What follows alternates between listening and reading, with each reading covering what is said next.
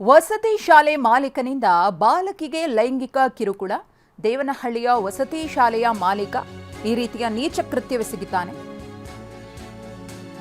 ಬಾಲಕಿಯ ಮೇಲೆ ಲೈಂಗಿಕ ದೌರ್ಜನ್ಯ ಆಗಿದೆ.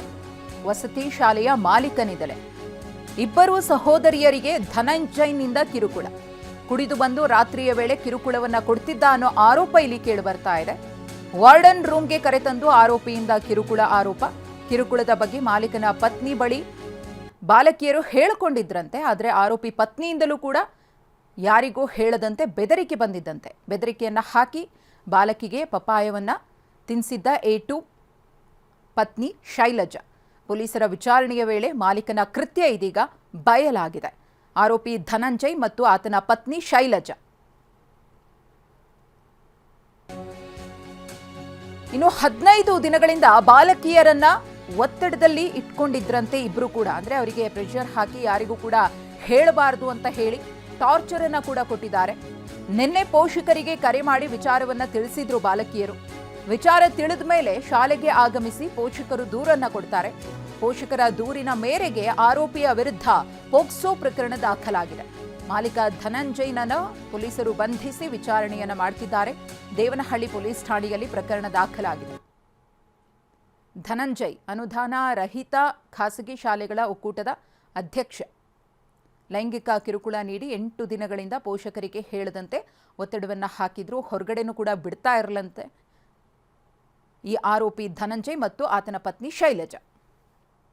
ಈ ಕುರಿತು ಮತ್ತಷ್ಟು ಮಾಹಿತಿಯನ್ನು ಕೊಡ್ತಾರೆ ನಮ್ಮ ಪ್ರತಿನಿಧಿ ನವೀನ್. ನವೀನ್, ಈಗ ಇಬ್ಬರು ಬಾಲಕಿಯರ ಮೇಲೆ ಈ ರೀತಿ ಲೈಂಗಿಕ ದೌರ್ಜನ್ಯ ಎಸಗಿರುವುದು ಬೆಳಕಿಗೆ ಬಂದಿದೆ.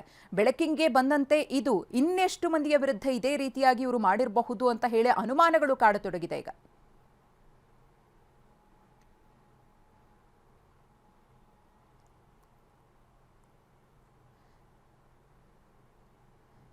ಸಂಪರ್ಕ ಸಾಧ್ಯವಾಗಿಲ್ಲ, ಮತ್ತೆ ಸಂಪರ್ಕಿಸ್ತೀವಿ.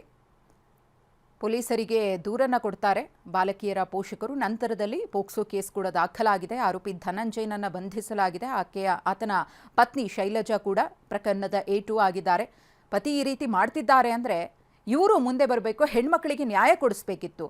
ಆದರೆ ಪತಿಗೆ ಸಾಥ್ ಕೊಟ್ಟಂತಹ ಶೈಲಜಾಗೂ ಕೂಡ ಇದೀಗ ಶಿಕ್ಷೆ ಆಗಬೇಕಿದೆ. ನಮ್ಮ ಪ್ರತಿನಿಧಿ ನವೀನ್ ಮತ್ತಷ್ಟು ಮಾಹಿತಿಯನ್ನು ಕೊಡ್ತಾರೆ. ನವೀನ್, ಗಮನಿಸಿದ್ದೀವಿ ಪ್ರಕರಣಕ್ಕೆ ಸಂಬಂಧಪಟ್ಟಂತೆ ಇಬ್ಬರ ಬಂಧನ ಕೂಡ ಆಗಿದೆ. ಎಷ್ಟು ದಿನಗಳಿಂದ ಈ ರೀತಿ ಕೃತ್ಯದಲ್ಲಿ ಈತ ಭಾಗಿಯಾಗಿದ್ದಂತೆ? ಖಂಡಿತ ಮಧುಶ್ರೀ, ಏನಂತೂ ವಸತಿ ಶಾಲೆಯಲ್ಲಿ ಪೋಷಕರ ಸ್ಥಾನದಲ್ಲಿ ನಿಂತ್ಕೊಂಡು ಮಕ್ಕಳ ಒಂದು ವಿದ್ಯಾಭ್ಯಾಸಕ್ಕೆ ಆರೈಕೆ ಮಾಡ್ಬೇಕಂತ ಮಾಲೀಕನೇ ಇದೀಗ ನೀಟ ಚುಚ್ಚನ್ನ ಮಾಡಿರ್ತಕ್ಕಂಥದ್ದು.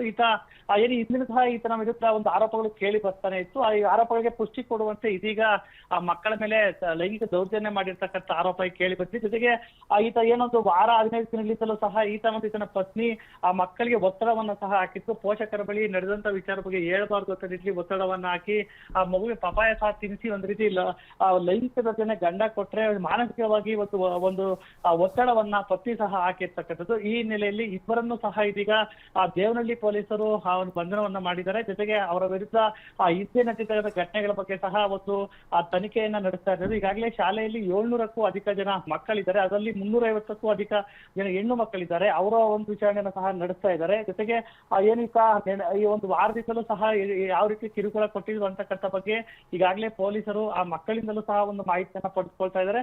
ಜೊತೆಗೆ ಪೋಷಕರು ಕೊಟ್ಟಿರ್ತಕ್ಕಂಥ ಲಿಖಿತ ದೂರಿನ ಮೇರೆಗೆ FIR ಅನ್ನು ಸಹ ದಾಖಲು ಮಾಡಿದೆ. ಈ ಬಗ್ಗೆ ಮತ್ತಷ್ಟು ತನಿಖೆಯನ್ನು ಸಹ ಚುರುಕುಗೊಳಿಸಿರ್ತಕ್ಕಂಥದ್ದು. ಮಧುಶ್ರೀ, ಧನ್ಯವಾದ ನವೀನ್ ತಮ್ಮ ಮಾಹಿತಿಗಾಗಿ.